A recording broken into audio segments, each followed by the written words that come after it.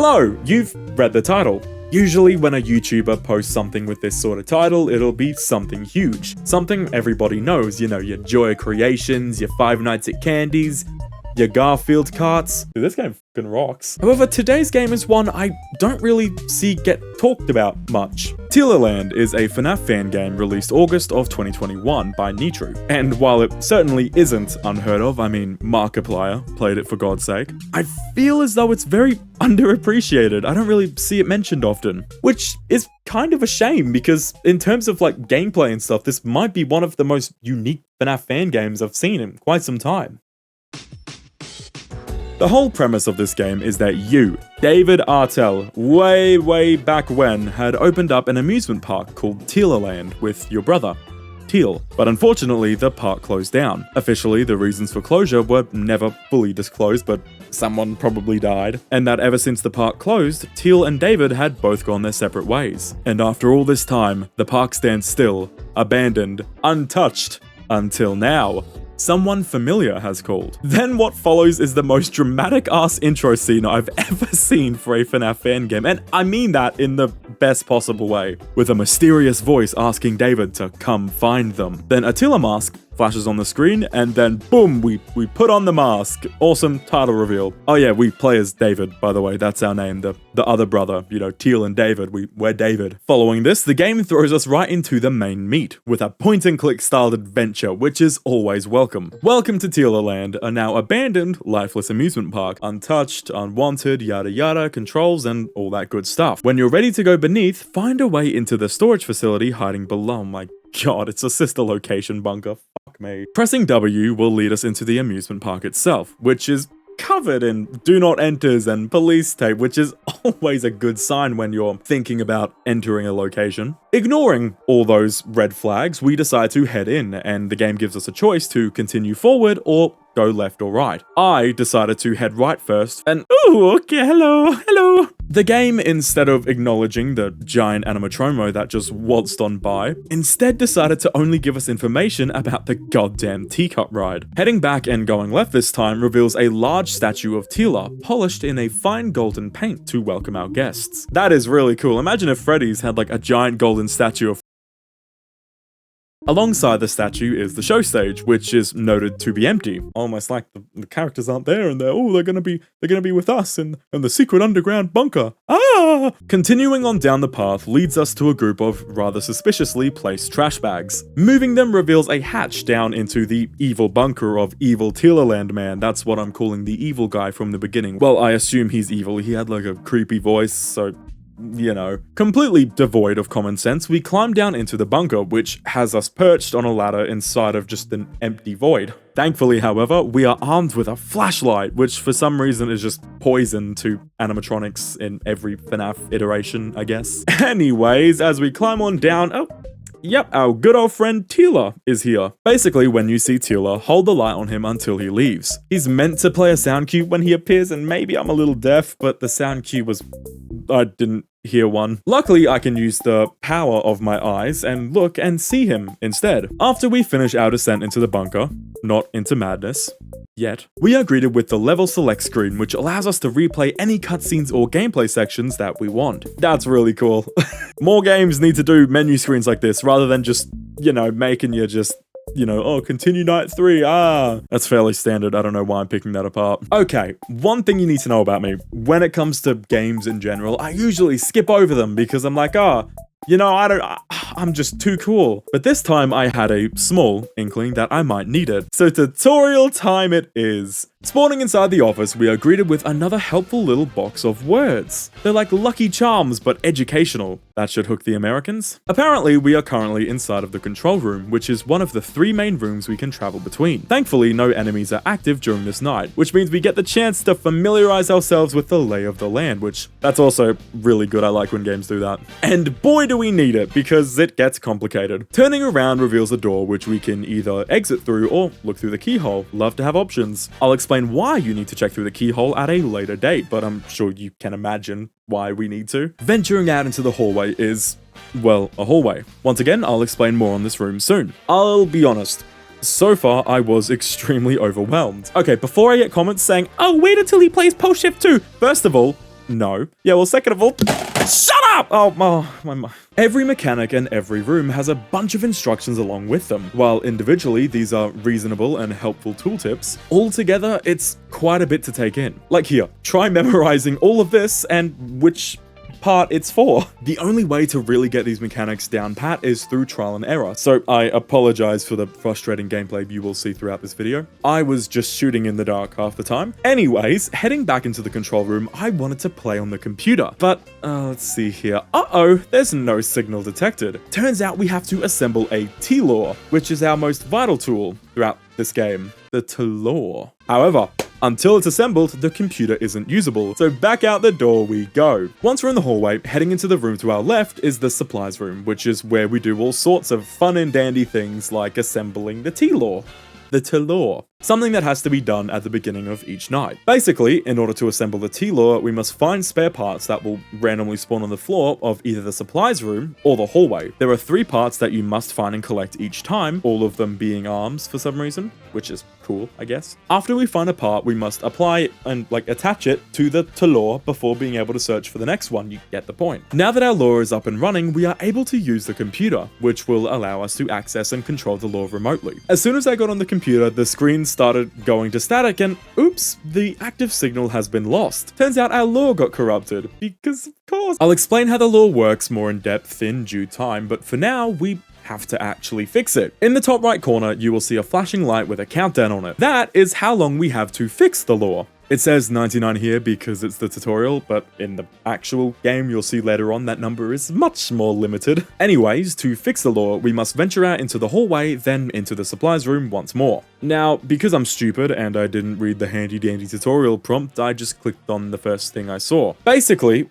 if you either run out of time or select the wrong file, then the system will lock up, meaning you are unable to use the lore, which means death because you can't win without the T-Lore. Yep, you heard me right, I died on the tutorial night. You know, the one with 0 active enemies. I promise I'm not usually this dumb. I play it up for the videos, but like, come on. Anyways, I figured I had the gist of things after that wonderful performance, so off I hopped into night 1. Sorry, hour 1. This game actually takes place in hours, like it's all one night, but it's hour 1, hour 2, hour 3, you get the thing. After assembling the T-Lore, the night officially begins. Now, I'm gonna try and properly explain this now, but again, it's a little confusing, so bear with me. You see this little guy?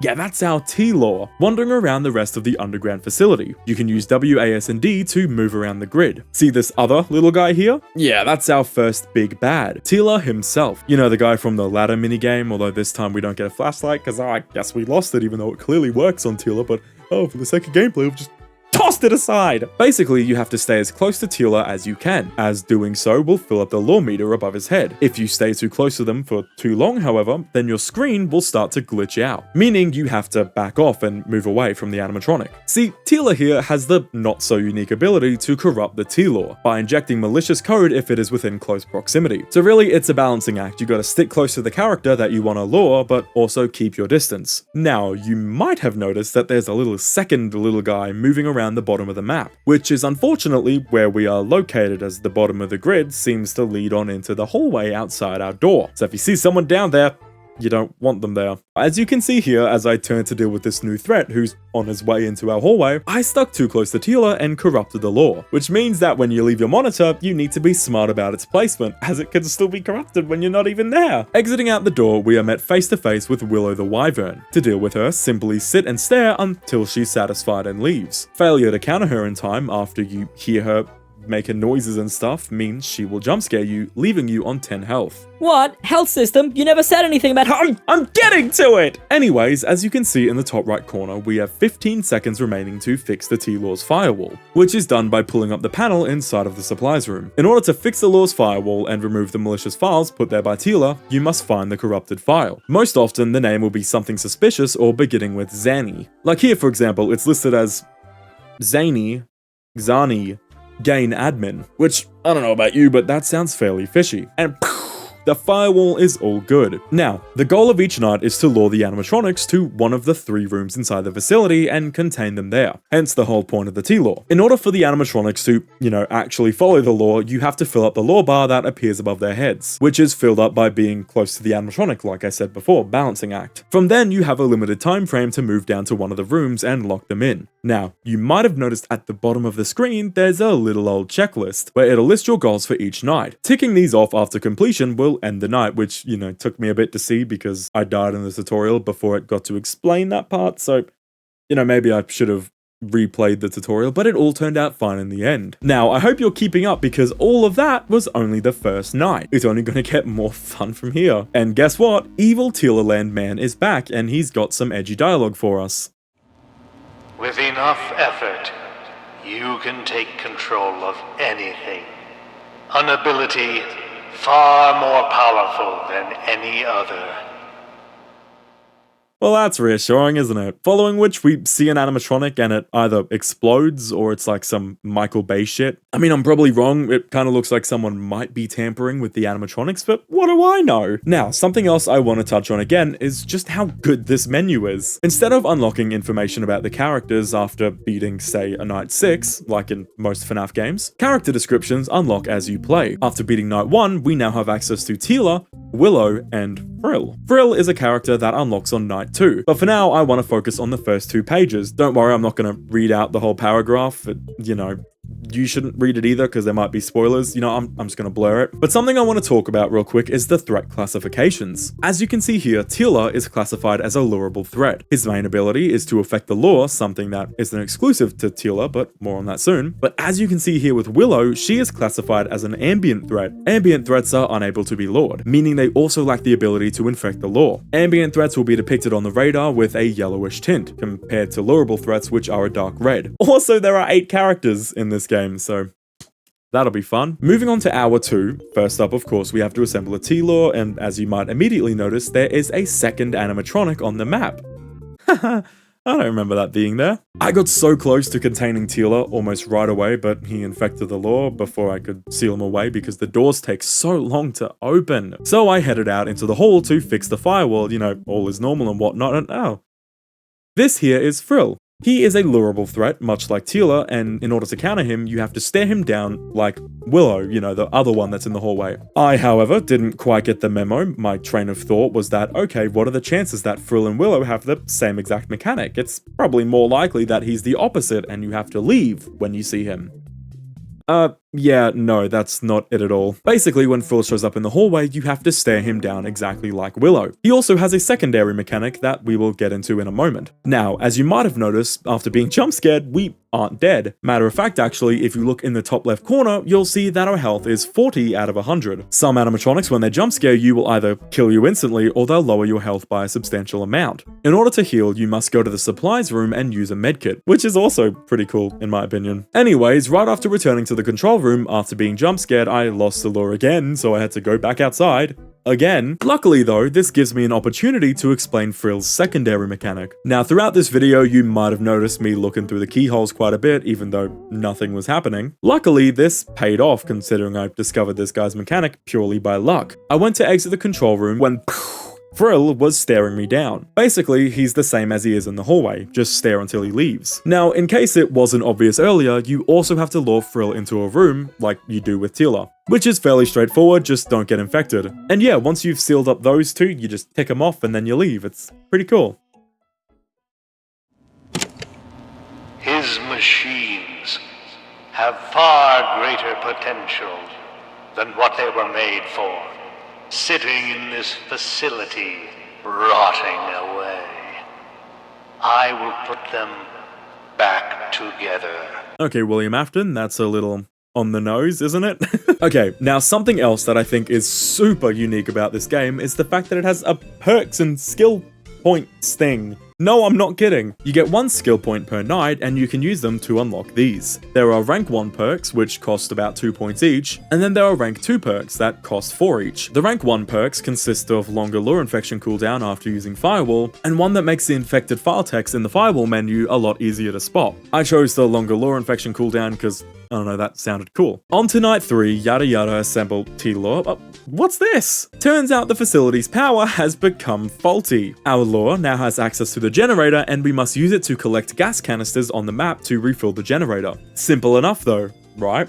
In the top left corner underneath our health bar is the generator meter. When that hits 0, the lights will turn off and the doors will auto-lock. You also cannot lure anybody during this period, so basically the game forces you to collect more canisters. This meter, by the way, it depletes fast, and I mean like 1% per second fast. But again, it's just another time management thing, it's fine. In the later nights though, this is a bit of a problem. Anyways, if you look closely, you'll notice that there is a third animatronic loose inside the facility. That's Tracy. Unfortunately though, I actually sealed her away pretty quick, so I didn't actually get to see how she functioned this night. But fear not, she makes a proper first appearance soon enough. That's something else that's kind of cool about this game. If you're super efficient with it, you can get the nights done really quick. Unfortunately, I'm not efficient. Anyways, with the completion of hour 3, evil Tealerland dude is back for more edgy, scary dialogue.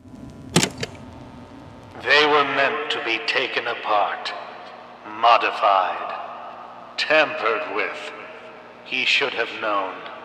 One day it would all be compromised. Now, before we jump into night 4, I thought it might be fun to try out hard mode. Basically, for every night you beat, you also unlock a hard mode counterpart for them. Beating one of these nights will grant you 2 skill points on top of the one you already get for beating it in normal mode. I thought, hey, how hard could hard mode be on night 1? I mean, it's still night 1 after all. You know on regular show when intense stuff happens and the screen goes red? That's kind of what happens in hard mode. Anyways, per usual, assemble the Law, nothing that hard yet, and I'm sorry. Tealer jump scared me the second I stepped out into the hall. I looked through the keyhole, he wasn't there. After nearly getting my face mauled off and being left at exactly 31 HP, I decided to head back to the control room to try and detain Tealer as quick as I could. But as you may have noticed, you now have to enter a randomized 4-digit code in order to proceed. Not an issue, I'm a big boy, really just another thing thrown in to make it harder. Also, Tealer will now show up in the keyhole. Basically, when Tealer is staring at you through the keyhole, it means that you cannot leave. You must wait for him to wander off, and this is a big problem if he decides to do this when you're heading to fix the T-Law. A time-sensitive event. Anyways, after containing Tealer, the night ended. This is a pretty cool feature. It adds a lot more content and that little extra challenge in case you didn't think the base game was hard enough. However, I am not one of those people.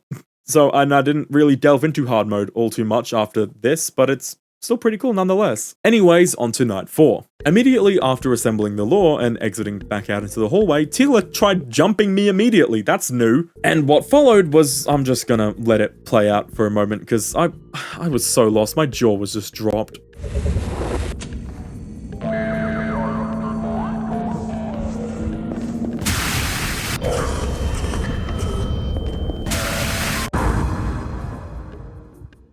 That first jump scare was from our brand new character for the night, Mischievous. The Mischievous is an ambient threat like Willow, meaning it can't be lured. However, apart from when you get jump scared, it's actually impossible to encounter him directly. Let me explain. Basically, when Mischievous is in the hall, he will play a lovely tune from his music box. However, while this is playing, it means you are forbidden from entering the halls. That's what happened here. If you listen, you'll hear his music box playing before I entered the hall. I, of course, didn't quite understand this mechanic yet, so that's my bad, because I decided, I'll just play the night first, and then if I die, I'll go back and read it, so I found it out later, because I'm just stupid. Once Mischievous leaves, he will announce his departure, and you will be permitted to enter the hallway once more. He seems to be a considerate guy though, because if you are already in the hallway, then he will actually wait for you to enter one of the rooms before he plays his music. How kind. Anyways, once Mischievous leaves, you aren't quite done dealing with him yet, as once he leaves, he will leave behind the doll. He will leave them behind in either the supplies closet or the control room. Simply locate and click on the doll to send them packing. Okay, next up I want to touch on Tracy, the Triceratops, a lureable threat and a character that was introduced in Night 3, but again I didn't encounter her until now. Unfortunately, she is the third character where all you have to do is stare at them when they appear in the hallway. They will also occasionally stare through the keyhole, but the fact that these 3 characters are near identical is a bit of a shame. I think the main difference between these 3 is that they each have different audio cues, or lack thereof. See, Tracy here is apparently much quieter with her sound cues. I suppose that's to catch the player off guard, but I'll be honest, I've fully beaten this game and I still don't know what half the sound effects mean, so I just made sure to get into a routine with checking the hallway. And I got my lore corrupted so often, I was out there half the time anyways, so, you know. And half the time when I would be on my way back from repairing the lore, I'd just get it corrupted as soon as I sit back down again. As like I said earlier, you don't actually need to be at the desk to have your lore corrupted. Strangely enough, I found that hour 4 ended up being the hardest, like, overall. Okay, most of these hour sections took 2 to 3 minutes. This one took 7. Well, to be specific, 6 minutes and 59 seconds, but come on. Okay, you get the gist. Super cool, lore, vague cutscene time from Evil Man. Nah.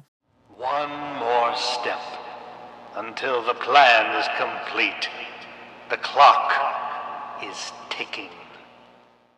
Okay, well, that might be even more ominous. Has he planted a bomb inside of Tealer or something? So now we have basically seen all of the characters.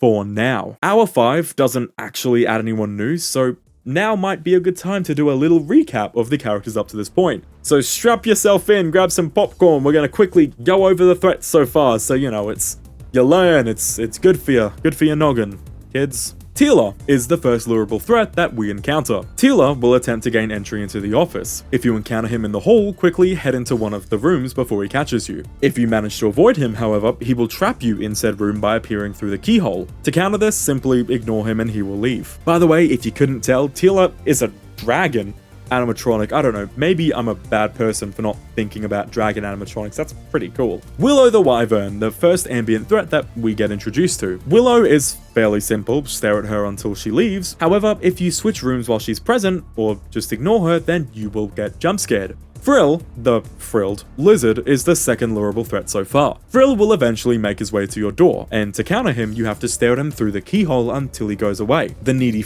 will bang on the door non-stop until you go and look at him. Obviously, failure to do this will result in a jump scare. And if you encounter Frill in the hallway, it's the same deal, stare until he leaves. Tracy the Triceratops is the third and final lureable threat here at Tealerland, and she's basically just a carbon copy of Frill. She will appear in the hallway and she will appear in the keyhole. To counter her, you have to stare at her when you see her, so you know, the same as Frill. The key difference between Tracy and Frill, however, is that Tracy is a lot quieter, so it's important to perform routine checks of the hallway and keyholes regardless, as she may be lurking. Her quiet nature is due to the fact that she's actually a mime. A mime Triceratops, that is the most badass thing I've ever seen. And finally, well, kind of finally, is the Mischievous, who in my opinion he's my favorite character. The Mischievous is the final ambient threat introduced. He will play music from the hall, and when this is playing, you cannot go into the hallway or leave your current room, else you will get jump scared. Throughout the game, you won't see him physically outside as jump scare, as he doesn't appear in the keyholes. And as soon as the music is finished playing, you are free to leave. However, after Mischievous leaves, he will leave behind the doll in either the control room or the supplies room. Simply search both rooms and click on the doll once you find it, or else yada yada you die.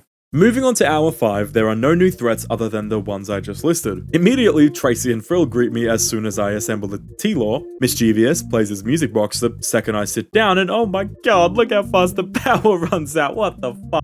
Now, it's essential to keep a gas canister on the T-Lore at all times, so if the generator goes out, you can just go and refill it without needing to find a gas canister. The power was actually probably the main problem with this night, as it's a much more difficult balancing act of trying to lure and contain the animatronics and dealing with the power and, you know. Somehow though, I still managed to beat this hour in around 4 minutes, so it took me more time to beat hour 4 than it did hour 5. Not sure how that works, but I probably just got lucky. After finishing the hour, Mr. Evil Tealerland Man is back at it again. It is complete. I've fixed them. I have made them perfect. They are all together now. They are now one. It will lure the beast out of his cage. Who is the beast? Okay, now everything you just learned about all those other characters, forget it, toss it aside, as now we are heading into the finale.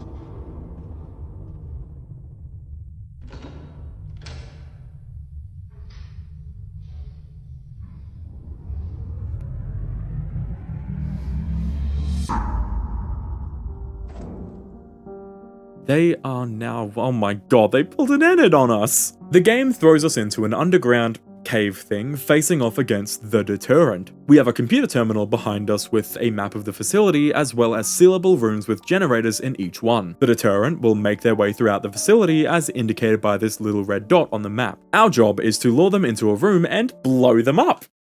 Basically, we have to charge the generators to 100%, and once they reach 100%, they will explode, dealing damage to the deterrent, who has a 4-phase cool boss health bar thing at the top of the screen. Now, once the deterrent reaches our location, they will appear at one of the 2 entrances. To counter them, hold your flashlight on them until they leave. However, the flashlight battery is just insanely limited. I had to retry this section a couple of times simply because I ran out of flashlight battery. You can only use it when you're 100% certain that the deterrent is there. But anyways, basically what you need...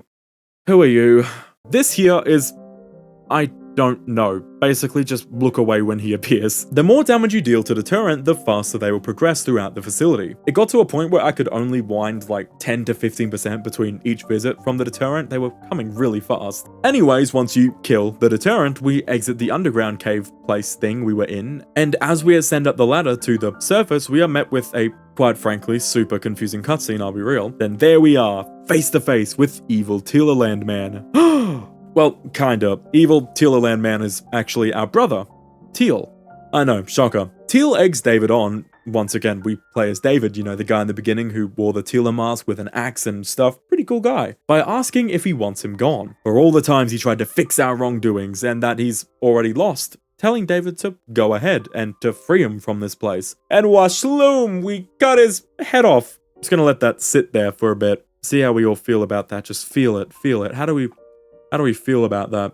Well, I'm glad we've all gathered our thoughts. What a lovely family reunion. Anyways, unsurprisingly, David goes to jail for cutting his brother's head off. Not that surprising. I'm gonna try and summarize the later half of the story to my best ability. I'm not very good at it, and I usually stick to just talking about the gameplay, but I'll try my best anyways. Here's what I think happened. I might still be wrong. Teal wanted David dead, so he spoke to the animatronics and said, hey, go get him. No, not quite. He controlled the animatronics that lay dormant inside the facility. However, this obviously didn't work because we are super cool and muscular, ladies. Hit David up. No, he's in jail. Don't do that. Teal's a stupid bum face. You know, he couldn't match us, although he's not as much of a bum as Toy Freddy is, so... You know, once again, you know the drill, comment something horrible about Toy Freddy. Anyways, for the 5 hours we played throughout this game, Teal tried desperately to kill David with the animatromos. He failed because we kept luring them into the room with T-Lore, so Teal's solution to this was to build the deterrent, who, according to the wiki, is a fusion of Frill, Tealer, Willow, and Mischievous. Don't know why they left out Tracy Triceratops, the goat. Oh no, is she gonna come back as like Scrap Tracy or something? After the animatronics go all Enid on us, they destroy the Tealer, forcing David to deal with things himself. And you know the rest. David blew up the turret and cut its head off, then went to the surface to confront Teal and washloom! That's the axe noise. You know when you swing an axe and you go washloom, washloom, that's the axe in the wind. Washloom! I'm sure I missed some stuff, but that's what I got from the ending anyways. Overall, I think Tealerland is super underrated for what it is, and the fact that I barely see anyone talk about it is just an absolute crime. While at first I think the mechanics were a bit overwhelming for me, as I got time to adjust to them, I pretty quickly got the gist of things. It's very intuitive. And I think this is one of those fan games you can't really fault for having a giant text wall explanation type thing instead of a phone call. Like, a phone call would make zero sense. You're the co-founder of a company heading down to a secret underground basement in an abandoned theme park. Who's gonna call you and give you the instructions other than, I don't know, yourself? Or Teal? No, he hates us. The animatronic designs, by the way, I think might be some of my favorites. And I like that they went for more non-conventional, like, you know, animals and stuff like Triceratops, dragons, frilled lizards. Like, that's so cool. Wyverns too, sorry. Wyverns, like, that's sick. But yeah, thank you all so much for watching. You know, yeah, thank you and have a lovely day.